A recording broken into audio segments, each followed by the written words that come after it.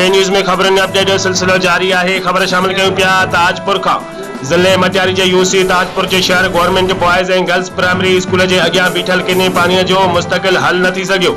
अवाम परेशान। यूसी के सियासतदाननि इंतजामिया स्कूल अॻियां किने पानी जो नोटिस वठणी ज़रूरी न समझो। जॾहिं त तालीमी दरसगाह क़ाबिल एहतराम हूंदी है, जितां ॻोठ शहर सूबे या मुल्क जा सरमान पैदा थींदा है। छा ॻोठ ताजपुर स्कूल सिर्फ़ मज़दूर नौकर या बेरोज़गारनि खे जन्म ॾींदी? बे पासे ॻोठ जे गरीब अवाम मुसलसल किने पानी में गुज़रण करे मुख़्तलिफ़ वबाई बीमारियों में मुब्तला थी विया है। याद रहे एक दफ़ा पहिरीं भी यूसी ताजपुर एक्शन कमेटी के सरबराह नवाब गुलाम रसूल लिगारी पंहिंजी टीम सां गॾु किने पानी के नेकाले की दरख़्वास्त ॾिनी ऐं कमु करायो, जंहिं नतीजे में गरीब अवाम के नंढड़नि बच्चन की पढ़ाई जारी रही और ॻोठ के अवाम के मुख़्तलिफ़ वबाई मर्ज़न का बचाए वरतो। असां गरीब अवाम और गुज़रंदड़ मुसाफ़िर वसवारनि और इंतजामिया इदारन के अपील था करूं त हिन मसले जो मुस्तकिल हल कढी अवाम की बेचैनी खत्म कई वनी।